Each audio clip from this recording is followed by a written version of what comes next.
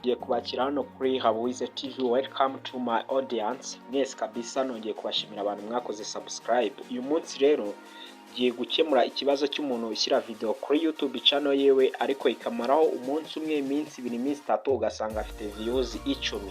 Wowe rero icyo urakora nko mu YouTube creators, uraza hano ubanze ujye kuri Play Store o downloading iyo bita YouTube Studio. YouTube Studio i downloading. No YouTube Studio murayibona ngiye. No i downloading uraza ukore login winjiremo. Ni winjiramo urabona hano dufite query, dashboard, content, analytic, community and e-earning. E-earning niyo kwinjiza. We rero icyo urakora uraza ukande ahangaha. Uraza uze hano mu nguni ukande ku gafoto ka channel yawe cyangwa banner washyize kuri channel yawe. Uyikandeho.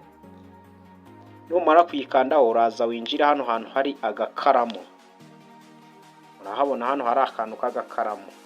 Uze ugaklikeho.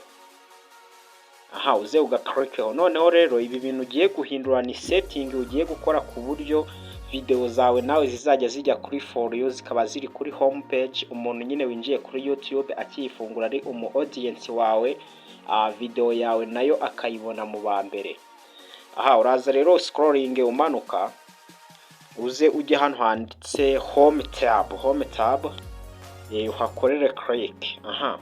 Urabona rero turi hano hejuru bari kutubwira ngo show your channel home tab to highlight showcase content for your audience. We rero icyo uraza ugakora, uraza hano ugafungure. Ugafungure. Urabona na hano kuri for you. Kuri for you naho uze uyafungure. Noneho video zawe nka kuriya usanga abantu bakoreye subscribe video zabo ziri hejuru.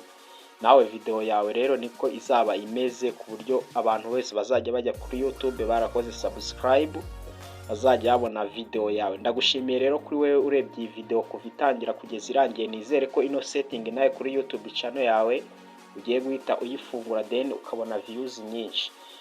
Nakira abantu mwakoze subscribe, nawe urebye ino video ndagushishikariza gukora subscribe nonaha kugira ngo ujye ubasha kumenya amakuru meza kandi y'ingenzi ashobora gutuma channel yawe iba developed ikagira audience nini.